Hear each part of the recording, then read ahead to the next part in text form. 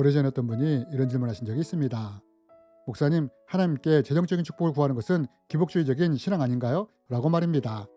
그런데 또 한 집사님은 이와 반대로 이렇게 물으셨습니다. 목사님, 하나님으로부터 재물의 축복을 받으려면 어떻게 해야 하나요? 라고 말입니다. 여러분, 어떤 분은 말합니다. 재물과 하나님을 겸하여 섬길 수 없다고 하셨으니 크리스찬은 재물을 구하면 안 된다고 말입니다. 그러나 또 어떤 분들은 이렇게 기도합니다. 하나님의 풍성한 대로 우리의 필요를 채우신다고 하셨죠? 그러니 하나님, 저에게도 필요한 것들을 풍성하게 채워주소서라고 말입니다. 그렇다면 여러분, 어떤 분들은 물질을 구하는 것이 기복주의적이라고 말하고 어떤 분들은 이것을 구하는데, 그럼 우리는 이에 대해서 어떤 관점을 가져야 할까요? 재정이나 재물을 구하는 것이 잘못된 것일까요? 아니면 하나님 앞에서 이러한 필요를 구해도 되는 걸까요? 저는 오래전에 물질이나 재물을 하나님께 구하는 것이 기복주의적 신앙이라고 생각한 적이 있었습니다. 또한 재물이나 돈은 일만하게 뿌리가 되므로 크리스찬들은 이러한 것을 멀리해야 한다고 생각을 했었습니다. 그러던 어느 날 성경을 묵상하다가 이런 나의 생각으로는 이해할 수 없는 말씀을 보게 되었습니다. 창세기 13장에 기록된 아브라함이 가축과 은금이 풍부했다는 말씀이었고, 또 하나님이 이삭에게 복을 주심으로 부자로 만들어 주셨다는 말씀이었습니다. 이삭이 그 땅에서 농사하여 그 해에 100배나 얻었고 여호와께서 복을 주심으로 그 사람이 창대하고 왕성하여 마침내 거부가 되어. 저는 이 말씀을 보면서 문득 이런 생각이 들었습니다. 아니, 재물이나 돈은 일만하게 뿌리인데 왜 하나님은 이러한 것들을 아브라함이나 이삭에게 부으시는 걸까? 라고 말입니다. 그러나 나중에 또 다른 말씀을 보게 되었고 저희 생각이 잘못되었다는 것을 깨닫게 되었습니다.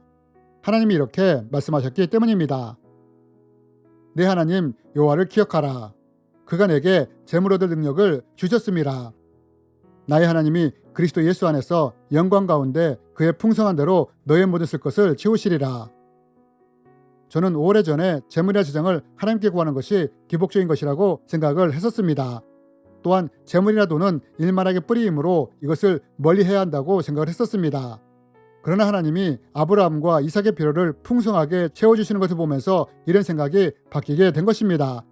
만약 우리가 아브라함이나 이삭처럼 신앙적으로 준비만 되어 있다면 하나님은 우리의 필요도 풍성하게 채워줄 수 있다고 말입니다. 저는 우리가 준비만 되어 있다면 아브라함이나 이삭처럼 하나님의 풍성한 공급하심을 체험할 수 있다고 확신합니다. 그리고 우리는 하나님의 자녀로서 아버지 하나님으로부터 이러한 공급하심을 체험하며 살아갔으면 좋겠습니다. 그럼 여러분, 우리가 이러한 것을 체험하기 원한다면 우리는 무엇이 준비되어 있어야 할까요? 이제부터 내가 너의 필요를 채우리라. 하나님의 공급하심을 체험하기 시리즈 편을 통해 우리가 어떻게 할 때 하나님의 풍성한 공급하심을 체험할 수 있는지에 대해 함께 배우기 원합니다. 특별히 이번 1편에서는 가장 기본적으로 하나님의 공급하심이 어떤 원리를 통해 이루어지는지에 대해 함께 나누기 원합니다. 여러분, 많은 분들이 하나님의 공급하심을 체험하고 싶어 하십니다. 하지만 의외로 이러한 하나님의 공급하심을 체험하지 못한 분들이 많습니다. 여러분, 왜 그럴까요? 그것은 많은 분들이 하나님의 공급하심이 어떤 원리를 통해 이루어지는지 잘 모르기 때문입니다. 그러나 만약 우리가 이러한 원리를 알게 된다면 우리는 보다 쉽게 하나님의 공급하심, 채워주심을 경험할 수 있게 될 것입니다. 그렇다면 여러분, 우리가 알아야 하는 이 원리는 무엇일까요? 우리는 이 원리를 마가복음에 기록된 한 사건을 통해 찾아볼 수 있습니다. 여러분, 마가복음 6장에 보면 예수님이 물고기 2마리와 보리떡 5개로 5,000명이나 되는 장정을 먹이신 사건이 기록되어 있습니다. 여자와 아이들을 합친다면 10,000명이 넘는 사람들을 예수님이 물고기 2마리와 보리떡 5개로 배부르게 먹이신 것입니다. 그러나 어떤 분은 이 말씀을 보면서 이렇게 말을 합니다. 이건 말도 안 되는 이야기라고 말입니다. 그런데 여러분, 아십니까?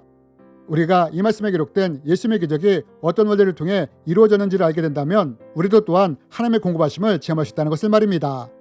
그러면 그것이 무엇이냐?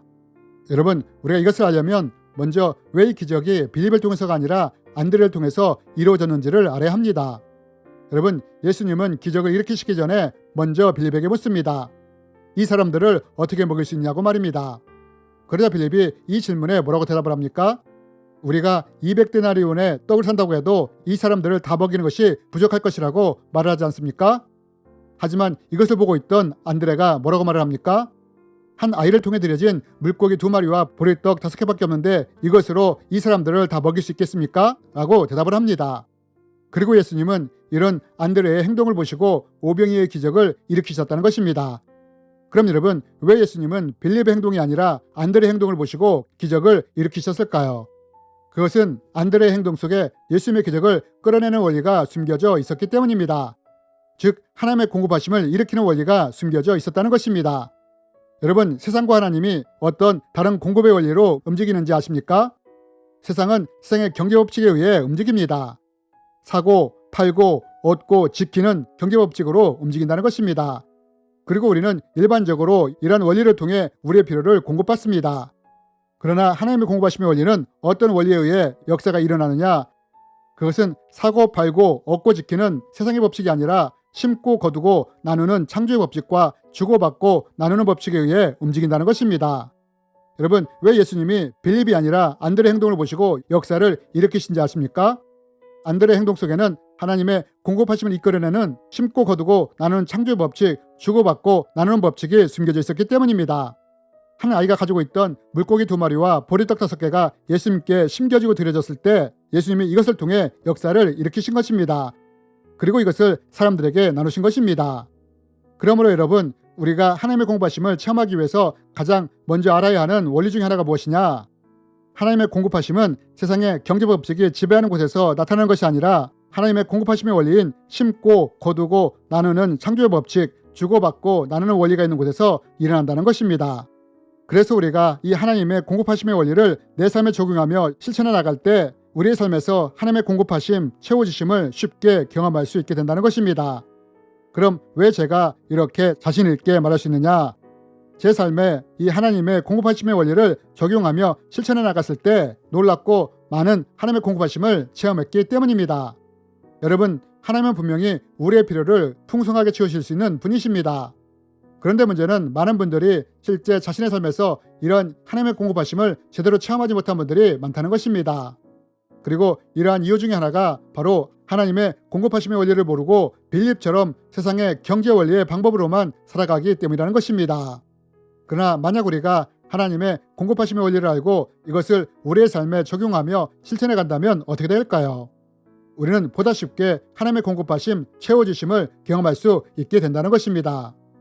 우리는 이것을 오병이어의 기적을 통해서도 볼 수 있고 구약의 사르밧 가후의 이야기를 통해서도 볼 수 있지 않습니까?